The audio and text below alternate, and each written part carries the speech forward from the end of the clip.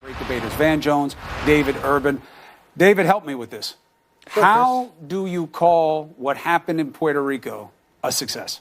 Chris, so look, you're a facts-first guy. You got the board up there, and I know facts matter to you. So let's look at the facts, right? So initially, whether it's 64 or 3,000 deaths, too many, right? It's too many. It's tragic. It's a disaster on a scale that no one should have to endure. But the facts are what the facts are. And you were deriding the president for his comments about Puerto Rico not being prepared. I mean, if you look at it, the Puerto Rican Electric Power Company was in bankruptcy. 70%, this is prior to the storm, 70% of the Puerto Rican population didn't have clean drinking water according to the 1974 Drinking Water Act.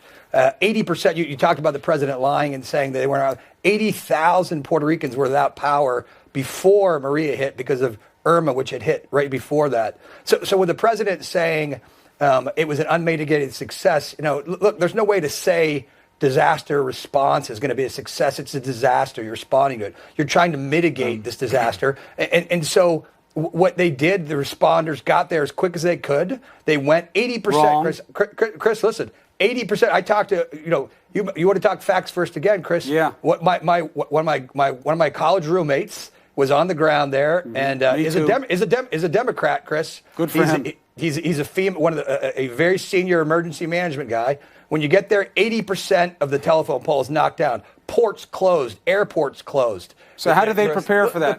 Chris, they had three. Dave, listen, Chris, Dave, look, three consecutive. No, listen, you're a smart guy. Dave, three consecutive none of this major was hurricanes. new. What I really Chris, wanted to hear from you new. is It the new, president Chris. shouldn't have called it an unsung success. Chris, I said that, Chris. I said it. It's I just, said that at the beginning. It's just listen, what the president should have any said, type of insult I can come up with. What the president should have said, given the circumstances that we faced, it was a huge success. Right, and that would have been untrue, too. Right. Let me get over to you, Van. Chris, how's it untrue? Look, all of this stuff that Dave is saying, people knew.